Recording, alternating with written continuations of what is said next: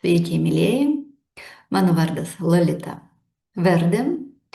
Aš esu vedų astrologė, bet daugiau net jaučiuosi dabar kaip kvantinė astrologė, nes integruoju į savo darbą labai daug žinių. Ir šiandien pas mus toksai draugiškas susitikimas, pokalbis prie puodelio kavos, arbatos, pakalbėti apie 2026 metų tendencijas. Ir jūs žinote, kas mane klausotės, kad aš labai mėgstu kalbėti apie pokyčių epochą, apie pereinamąjį laikotarpį. Taigi mes vis dar šitame procese, nors mažais žingsneliais įžengėme jau į naują stadiją. Ir svarbiausia, į ką norėčiau atkreipti mūsų visų dėmesį, kad šiais metais labai aktyviai matysime senų žinių, autoritetų, kažkokių senų tokių struktūrų griovimą, ypatingai žinių ir autoritetų. Ir ne todėl, kad šitos žinios buvo klaidingos, bet todėl, kad jos jau nebegali paaiškinti tai, kas vyksta dabar ir kas bus toliau. Šitos ideologijos, šitos žinios, jos buvo duotos žmonijai tam tikrų periodų ir savo darbą jau padarė. Dabar, kai mūsų sąmonės lygmuo trupučiuką keičiasi, apskritai keičiasi mūsų biologija, labai daug pokyčių ir aš apie tai jau kalbėjau ir praeitais metais, kad jau vaistai gali taip neveikti. Net tie, kurie dirba su fitoterapija, galės pamatyti, kad augalai jau veikia kitaip negu anksčiau. Todėl ir mums reikės naujų žinių, naujos ideologijos. Ir tam, kad mes tai priimtume, o protas jis visada mėgsta remtis tuo, kas sena, tuo, kas įprasta. Tai iš pradžių jis turi pamatyti, kad jau senos ideologijos, senos žinios, seni autoritetai neveikia. Ir aš manau, kad daugelis iš jūsų tai jaučia, bet ne visada mums lengva pripažinti. Taip, kad tuo, ko mes galbūt tikėjome nuo vaikystės, ant ko pastatytas visas mūsų gyvenimas, kas yra mūsų liktai, atrama, jau nebeveikia, nes tada reikia visiškai persiorientuoti. Bet kuo anksčiau mes tai priimsime, tuo lengviau mums bus žengti į priekį. Taigi stebėsime ir jau stebim. Bet kada mes žinom, kad tai vyksta, taip, mes liktai pamatome tai aiškiau, kad senos atramos dingsta, kad seni autoritetai jau neduoda saugumo jausmo, kad senos struktūros, ideologijos praranda savo galią. Ir tai yra labai geras procesas. Reikia pakviesti į šį procesą savo vidinį vaiką, kuris su atmerktom akim žiūri į tai, kas nauja yra, jam yra įdomu tai pažinti. Be savo vidinio tokio vaiko, kuris yra sveikas, aktyvus, žingeidus, praeiti šitą periodą nebus taip lengva. Nes kaip ir minėjau, ta mūsų subasmenybė, kuri susiformavo, kuri nori stabilumo, kuri laikosi už senus įpročius, jinai gali priešintis šitiems procesams. Todėl, jeigu praeitais metais tokiam buvo pagrindinė idėja pradėti girdėti savo intuiciją ir daugiau priiminėti sprendimus remiantis intuiciją, tai šiais metais yra apie tą patį, mokytis ieškoti atsakymų savyje, taip, ir atmetinėti senas dogmas ir jau kažkaip seniai kažkuo paruoštas tiesas. Tai jau daugiau mums nebeaktualu bus naujoje epochoje.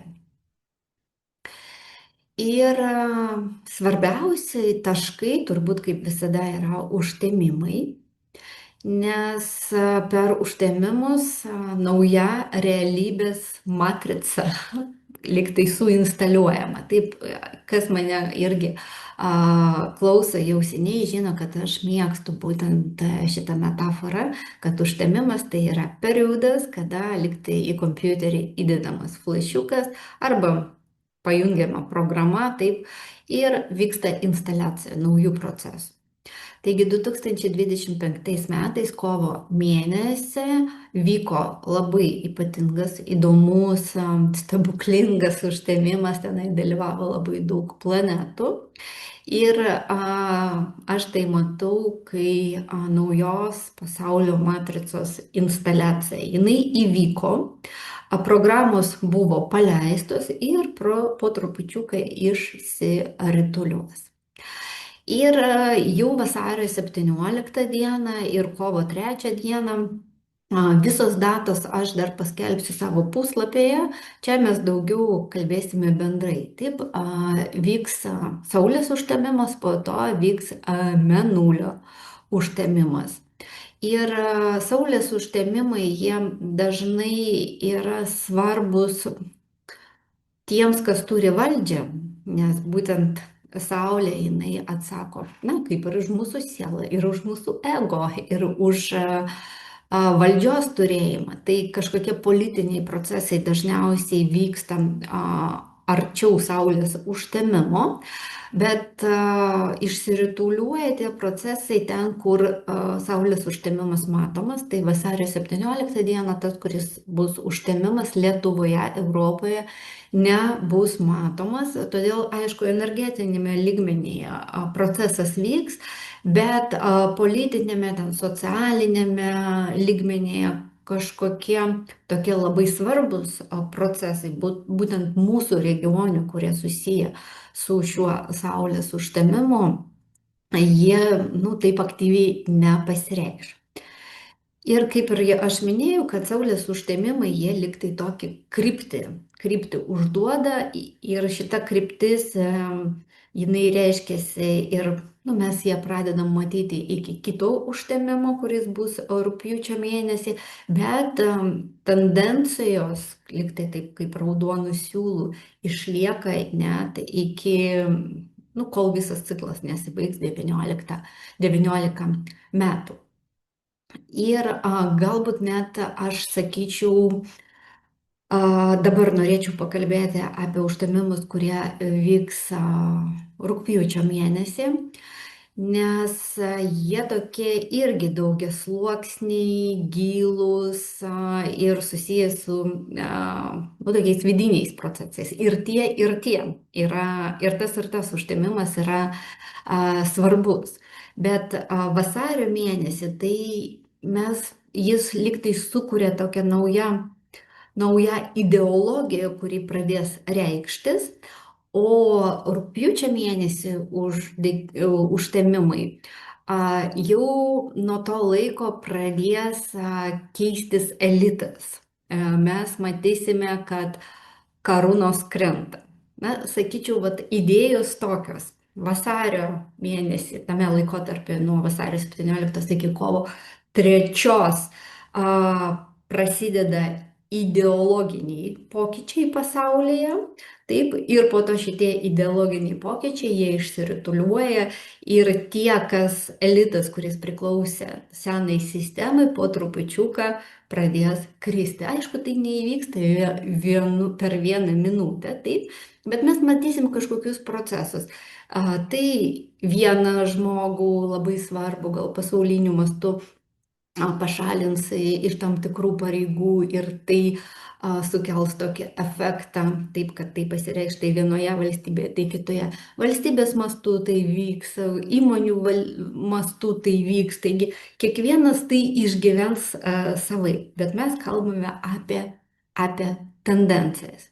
Taigi vasarį naujos idėjos, ideologijų kaita ir liktai gimsta visiškai naujas požiūris į pasaulį, į žmogaus apskritai vietą pasaulyje. Ir va tas įžengimas į naują matricą, jis jau įvyksta, nes visada viskas prasideda. Vat bandau paaiškinti, kovo mėnesį 2025 metais tai buvo tokia energetinė matrica, taip susiformavo, o dabar liktai, na, minčių sferoje mes jau pradedam kažkaip galvoti kitaip. Jau mintis, žmonių mintis po trupučiuką keisis. Vat tai bus įdomu stebėti. Ir liktai, kada mintis keičiasi, taip keičiasi pati ideologija ir taip kūrėsi naujas pasaulis. Bet viskas vyksta palaipsniui ir aišku, kiekvienoje šalyje, kiekviename regione, pas kiekvieną žmogų individualiai tai vyks skirtingai. Nebus vienas scenarius, bet mes kalbam apie tokius, na, procesus, kurie vienaip ar kitaip apims visus. Taigi daug skirtingų kelių, kurie veda į tą pačią kryptį, bet skleisis skirtingomis trajektorijomis. Ir tie, kas jau kurs tą naują realybę, iš tikrųjų jaus tokį įkvėpimą. Kaip ir minėjau, tas įkvėpimas per daugiau laisvės, vidinio laisvės pojūčio bus ir žmonėms, kurie arba jie nori dalyvauti šitame procese, arba atėjo būtent tam, kad dalyvauti, jau pradės ateiti naujos va, tokios idėjos, įkvepiančios idėjos, nauja ideologija, naujos vizijos, nuojautos, kaip šitas pasaulis gali atrodyti. Toksai vidinis vektorius, taip. O jau rugpjūčio mėnesį labai tokios stiprios transformacijos, karūnų nuėmimo laikotarpis ir tai gali būti ir pas tuos, pas kuriuos valdžia rankose koncentruojasi, ir tie, kurie formavo elgesį, formavo nuomonę, nuomonių formuotojai, blogeriai. Taip, irgi mes galėsim matyti, kad atsiskleidžia tam tikra tiesa, galbūt nešvarūs dalykai ir žmonės mato, kad aš negaliu jais daugiau pasitikėti. Tuom žmogumi, nežinau, valdžia nėra pasitikėjimo, karūna krenta. Taip pat tai bus susiję ir, nu, va, tokia giluminė apsivalymo energija irgi bus, kai mes ir galėsime pamatyti savo ego, kiek jis yra stiprus, kiek jis mūsų valdo, kiek nesveikų programų turim viduje. Taigi toksai periodas, kai jeigu būsim atviri su savimi, galėsim labai daug tiesos apie save pamatyti, numesti karūnas, numesti savo kaukės ir judėti toliau. Bet tam reikia būti pakankamai stipriam, nes tai yra ne visada lengva prisipažinti savo, kur aš nešioju kaukės, kur aš elgiuosi taip išdidžiai, kur aš į kitus žiūriu iš pozicijos aš okei, tu ne okei. Taip pat mes matysime pasauliniu mastu tokius procesus, kai į paviršių išeina temos susijusios su tautinė tapatybė, socialinė klasė, kilmė, priklausomybė tam, na, tikrai nacijai, grupiai, sluoksniui. Ir tai gali pasireikšti ir per pasididžiavimą, taip, ir per tokį, na, galbūt kažkur harmoningesnį norą grįžti prie savo šaknų.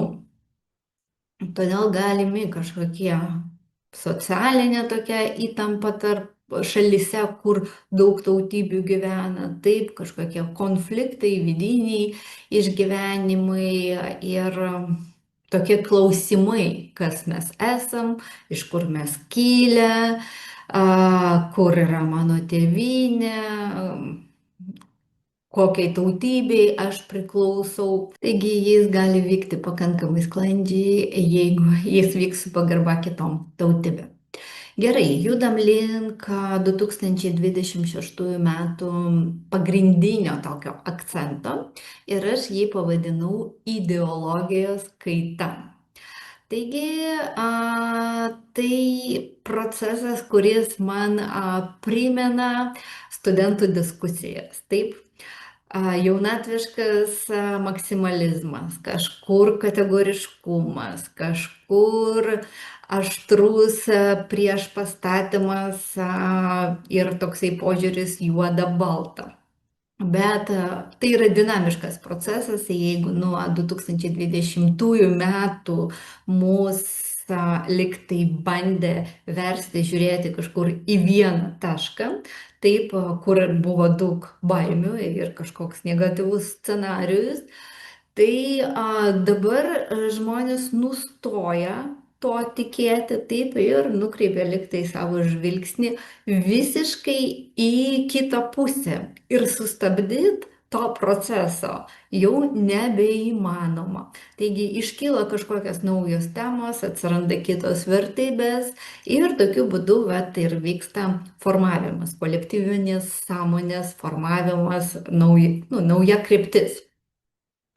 Ir šioje ideologijoje dar nebus jokios aiškios konkrečios formos, nebus jokių detalių, nebus numatyta krypties, taip ir žingsnių, bus viską taip išplaukę, kintama, ne iki galo apibrėžta, kaip ir mano šita analizė, nes tokia yra metų energija, taip.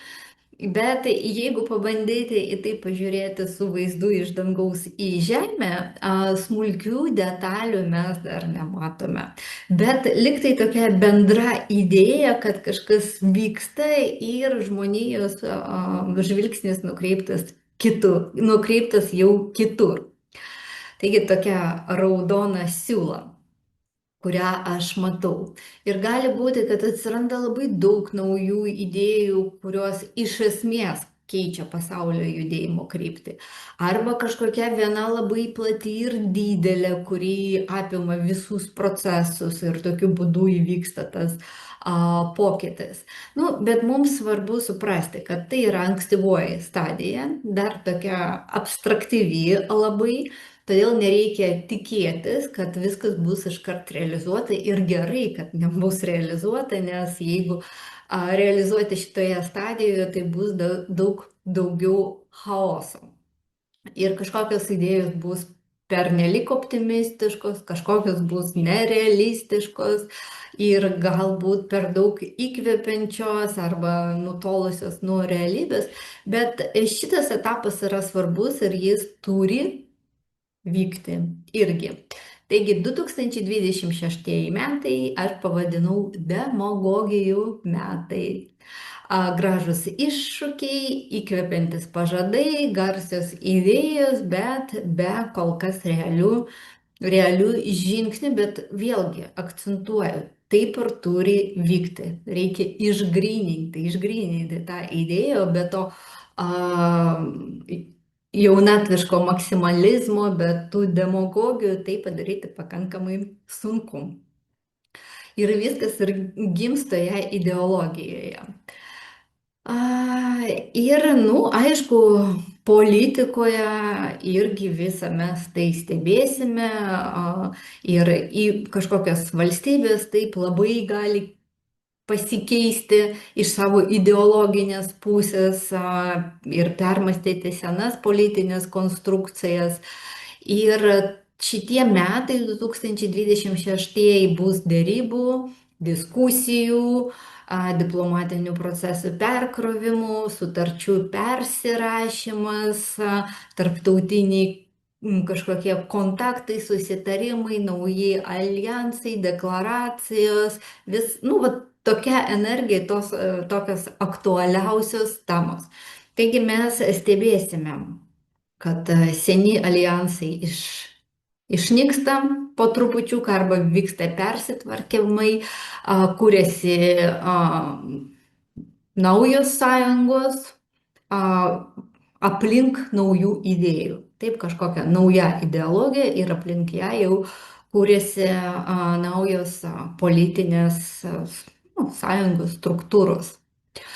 Ir gali būti taip, kad apskritai tokios ideologijos kaip perteklinis vartojimas, mados sferoje, mytyboje, kūryboje, irgi ten gali lūžio periodas būti, kai pradedama visiškai, visiškai tokia nauja epocha, visiškai naujas požiūris, bet nereikia viskuo pasitikėti, kaip ir minėjau, čia tik tai pradžia, todėl geriau stebėti iš šono ir labai stipriai neįsitraukti, nes tos visos idėjos dar nėra išgrynintos ir nėra tikros. Kai kam taip pagal pašaukimą, pagal gyvenimo kelią reikia būti būtent šitame etape, taip ir kurti, kaip ir tenai diskutuoti ir taip toliau, bet jeigu jūs nejaučiate tokio vidinio balso, kuris sako, kad reikia įsitraukti, tai kol kas tiesiog stebėkite, stebėkite iš šono. Toliau gali būti nemažai tokių teisinių reformų, naujų įstatymų, kai kurios šalis gali net keisti konstituciją, peržiūrėti teisinės normas, apskritai teisinę sistemą iš esmės, koreguoti kažkokias bazinės taisyklės ir taip toliau. Ir tai irgi vyks pakankamai chaotiškai. Internetas, komunikacijos, šitoje sferoje, interneto komunikacijoje sferoje irgi gali būti kažkokie ribojimai, naujos taisyklės, filtrai, kontrolės mechanizmai. Taip pat dėl studijų užsienyje, kažkoks toksai ženklas, kad gali būti naujos sąlygos, nauji reikalavimai, programų prieinamumo pokyčiai, nauji barjerai, tarptautinio švietimo, liktai mobilumo taisyklių peržiūra. Žiūrėsim, kaip tai pasireikš, arba kažkokios naujos ribos bus. IT technologijos žengs į priekį, taip, ir dirbtinis intelektas vis giliau įeis į mūsų kasdieninį gyvenimą, bet nereikia pergyventi, jis tikrai neužvaldys ir mūsų ir nebus taip, kaip gąsdinama, kad daugybė ten žmonių praras savo darbo vietas. Aš manau, kad jis pakankamai taip su laiku harmoningai integruosis į mūsų gyvenimą ir taps pagalbininku tiems, kas išnaudos, taip racionaliai šitą instrumentą. Nes tai yra tiesiog įrankis, kuris padeda žmogui, bet tikrai jis nėra tas įrankis, kuris visiškai pakeis. Bet mes matysime, kad daugiau naudojasi ir daug profesijų vyksta integracija. Ir aišku, visiems yra labai įdomu, kas vyks su Lietuva 2026 metais. Ir pagrindinis akcentas, kur daug planetų yra būtent 2026 metais, jeigu jūs dirbate su horoskopu, tai jūs neieškokite tai Lietuvos horoskopė. Čia aš žiūriu pagal kitokią sistemą. Taigi labai stipriai išreikštas Skorpiono ženklas ir ten yra labai daug planetų ir Skorpiono ženklas Lietuvai 2026 metais susijęs būtent su partnerystės tema. Taigi 2026 metai, kaip nebanaliai tai neskambės, bet jie Lietuvai susijęs su gilios transformacijos ir vidinio permąstymo tema. Ir būtent partnerystės sferoje, partnerystės ir sąjungininkų temose.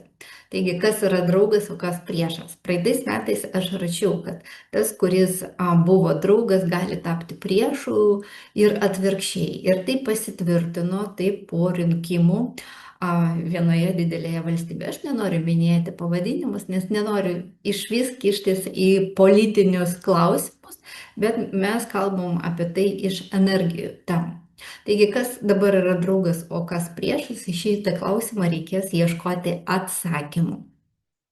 Ir vėlgi reikės grįžti prie to, kad peržiūrėti senus susitarimus, analizuoti, su kuo Lietuva nori judėti toliau, kuo remtis ateityje ir su kuo santykius reikia pakeisti. Todėl reikės pervertinti sąjungininkus, kažkokias bendradarbiavimo formas keisti, peržiūrėti strategiją šitoje srityje. Bet tai nebus lengvas laikotarpis, nes jeigu mes pabandysime pakalbėti būtent per ženklo energiją, kaip ir minėjau, transformacijos, gilaus virsmo, gilios perkonfiguracijos laikotarpis. Ir šita transformacija turi įvykti viduje.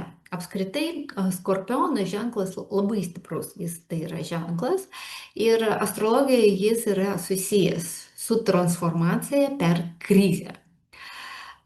Ir tai yra pokyčiai ne palaipsniui, kurie vyksta, o per vidinius lūžius, kai reikia atsisakyti seno. Kartais skorpionas keičiasi per savidestrukciją. Tai vyksta labai dažnai, nes šio ženklo prigimtis yra tokia, kad skorpionas gali kasti pats save. Taigi pats save sunaikinti tam, kad atgimti. Todėl kaip viskas vyks mūsų šalyje, galimi scenarijai priklausomai nuo to, kas bus prie vairo, taip ir, koks kolektyvinis sąmonės lygmuo bus. Taigi tas procesas gali vykti sąmoningai, konstruktyviai, gali vykti chaotiškai ir destruktyviai. Ir čia jau yra laisvos valios momentas, kaip mes einame į tam tikrus procesus. Ir galim pakalbėti apie tos galimus scenarius. Taigi, jeigu, pavyzdžiui, scenarijus vyksta apskritai, tai yra ir partnerystės sfera, bet tai yra ir tarptautinė teisė, tai yra ir kariniai konfliktai, tai yra ir atviri priešai. Taigi, vat šita sfera, jinai bus aktuali ir jinai bus aktyvi. Ir, pavyzdžiui, gali būti scenarijus toks, kada skorpionas, jis veikia žemutinėme lygmenyje ir jis turi labai daug nuodų. Ir tokiu atveju jis veikia per agresiją, per puolimą, per norą skaudinti kitus, per gebėjimą rasti oponento silpną vietą ir smogti būtent ten. Ir skorpiono ženklas gali maitintis baime, skausmu, pažeminimu, neigiamomis emocijomis. Taip, ir tai yra tas greunantis procesas per savo destruktyvę fazę, per destrukciją. Pavyzdžiui, šitas procesas gali vykti ir kitaip, kai yra suvokimas, kad senas modelis jau nebeveikia ir kad reikia man pačiam keistis. Taip, bet kaip keistis, aš dar žinių neturiu, patirties neturiu, todėl gali būti toksai stagnacijos procesas, kol neateina pagalba, kol neateina žinios, kol neateina jėga keistis. Aukščiausia skorpiono išraiška yra balandis. Balandis arba šventoji dvasia. Tai šventosios dvasios simbolis ir kuris laikosi ahimsos principo nepakeisti nei vienai gyvai būtybei. Ir toks skorpionas, kaip nekeista, jis visiškai neturi agresijos, jis niekada nenaudoja jėgos ir jis yra visiškai skaidrus. Ir dėl to neprovokuoja puolimų, į jį niekada nenukreipiame agresiją ir jis tampa nepažeidžiamas, ne per jėgą, visiškai ne per kūną, ne per jėgą, ne per sąmonę. Tai yra labai aukštas lygis. Kokiu keliu mes eisime, nu, mes su jumis stebėsime šitą klausimą, aš palieku atvirą, bet svarbiausia neįsitraukti, jeigu eisime destruktyvių kelių ir stebėti iš šono. Geriau tai stebėti iš šono. Bet skorpiono jėga pasireiškia tame, kad jis moka išlaukti. Jis moka išlaukti, sustoti, išlaukti ir kada jau įvyksta transformacijos visur kitur, pavyzdžiui, aplink, taip, priimti teisingą sprendimą. Taigi, vat, tas laukimas yra labai geras variantas, kuriuo būtų patartina eiti, taip, iškart neįsitraukti į visus tuos procesus, o išlaukti, pažiūrėti, kas vyks su partneriais ir tik tada jau priiminėti sprendimus. Tai apie ką buvo iš vis mano analizė? Nežinau, dabar, vat, kai jūs klausotės, ar kažkas aišku, ar kažkas jums neaišku, jūs galite rašyti klausimus. Aš visą tai matau horoskope, matau savo vidinėme ekrane, ne visada lengva tai yra verbalizuoti. Bet procesai bus būtent tokie, na, mes apie juos pakalbėjome. Pasaulyje ir Lietuvoje šitie procesai trupučiukas skirsis, taip, nes tos naujos idėjos dar pas mus negims. Pas mus yra kitoks periodas, vat, permąstymo. Ir mūsų užduotis daugiau stebėti šiais metais. Tiems, kam ateis tas įkvėpimas, noras transliuoti naujos idėjos ir taip toliau, reiškia, jums pagal pašaukimą reikia ir darykite. Tie, kas tokio vidinio balso negirdės, tai geriau stebėti ir kurti savo realybę.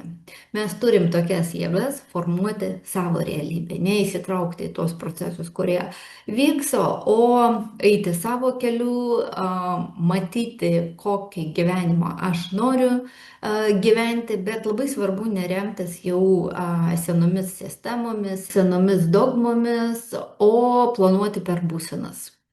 Žinoti, kokiuose būsenose aš noriu gyventi 2026 metais arba apskritai naujame pasaulyje, nes pokyčių bus labai daug ir mes net ir negalim užsivaizduoti dabar, kokie pokyčiai bus. O mes galim norėti tik tai, apie ką mūsų protas jau žino. Taip, mes matėme automobilio modelius ir mes žinom, kad tokie egzistuoja ir tada mes norim, bet mes negalim užsivaizduoti, kokie automobiliai, pavyzdžiui, bus, todėl svajoti apie automobilį nėra taip gera, kaip svajoti apie tą būseną, kurioje jūs galite būti vairuojant vieną ar kitą automobilį. Tada gyvenimas jums gali pasiūlyti ir kitus variantus, apie kuriuos jūs nieko nežinote. Ir dabar aš vedu tokį maratoną prieš naujosius metus, būtent apie būsenų kūrimą, tai yra kvantinės psichologijos technikos, kurios bus labai aktualios, dar bus ilgą laiką aktualios, todėl galima prisijungti prie šios praktikos, bet kada. Reikia įsigyti tik tai mano mokytojo Rami Blekt knygą, bent vieną knygą ir padovanoti savo arba kitam žmogui, ir aprašyme bus nuoroda į elektroninę parduotuvę, komentaruose parašysite, kad norite prieigą prie grupės, aš atsiųsiu ir ten bus visa medžiaga, lengvai integruosite žinias ir praktikas į savo gyvenimą ir tikrai matysite pokyčius. Ir dar puslapyje savo blogę aprašysiu tendencijas, galbūt plačiau ir bus datos, konkrečios datos, periodai, kada rengti vestuvių, kada reikia būti atsargiems, pavyzdžiui, aktyviai sportuojant arba užsimant ekstremalią veiklą. Jau nebeatsimenu, kokios dar, galbūt kada retrogradinis Merkurijus pas mane jau yra surašyta, bet kalbėti apie tai video galbūt nėra prasmės, nes galima paskaityti ir taip yra lengviau įsiminti. datas ir skaičius, negu klausant. Čia aš norėjau pakalbėti bendrai apie tai, kokios nuotaikos bus. Na ir linkiu visiems prasmingų, džiaugsmingų, laimingų metų, nepaisant to, kas vyks pasaulyje, mes galim vis tiek būti būsenose, kuriuose norim būti. Taigi harmonijos, meilės, džiaugsmo, dėkingumo būsenose. Sėkmės jums.